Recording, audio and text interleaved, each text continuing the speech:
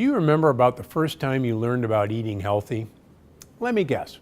You were in an elementary school classroom and a teacher showed you something like this. Look familiar?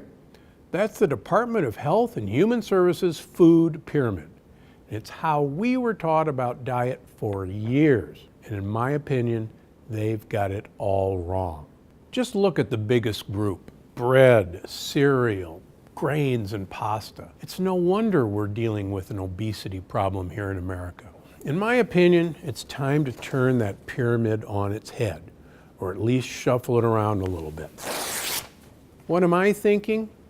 Clearly, it's a little different. And in my opinion, it's way better. I mean, we're keeping fats, good fats like olive oils and avocados, as the most important things you should be eating, as well as leafy greens and cruciferous veggies like broccoli and cauliflower. Now here's the next amazing thing that I think is so important. It is the second pillar of my pyramid. Don't eat anything. It's called intermittent fasting, and I guarantee you this is what our ancestors did every day of their lives. Do you really think our ancestors came out of their cave every morning and said, "What's for breakfast?" There was no breakfast until we found breakfast. Skip a meal, one of the keys to this pyramid. Now, the middle part of the pyramid contains nuts, not legumes, not peanuts and cashews, flour alternatives that are approved, like coconut flour, like almond flour, and two grains that don't have lectins, sorghum and millet. Resistant starches such as green bananas or plantains. These two groups feed friendly bacteria. And I can't emphasize how important it is to feed friendly bacteria the foods they like. Next up, the animals of choice are wild-caught seafood and pastured poultry and omega-3 eggs. Make no mistake, free-range chickens are not pastured chickens. They're fed corn and soybeans. Even if it says organic, it's organic corn and soybeans, and they're never let outside. Lastly, on this level of my food pyramid is in-season fruits. Fruits, as you'll find in the plant paradox, are like candy and should be treated as candy.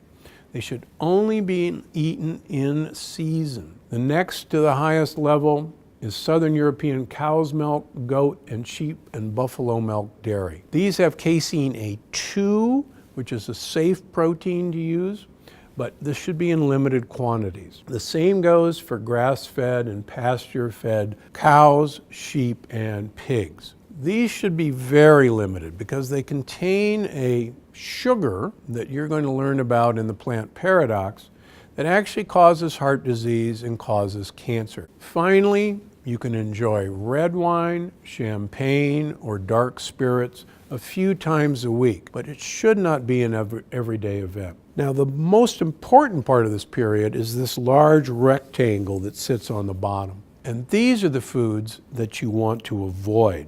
These are the major causes of your obesity and your brain fog, your acne, and your weight gain. The important things to realize is that great fats and great leafy vegetables should be the cornerstone of all of our diets. Enjoy all the rest of these things in moderation, but absolutely stay away from the forbidden foods. So that's a lot to take in, but sign up for my newsletter at Gundry MD, and I'll send you a PDF of this for your own personal use. That way you can have Dr. Gundry's food pyramid with you at all times. Take it shopping with you. The more you follow the new food pyramid, the more your health will change for the better. And that's what I'm after for every one of us, to have lifelong health, to have an amazing health span. And I've done this for you because I'm Dr. Stephen Gundry, and I'm always looking out for you. We are with Dr. Stephen Gundry. He's the author of a new book. It's called The Plant Paradox. We are discussing hidden dangers of healthy foods. What world am I living in now? I'm so confused. Wow.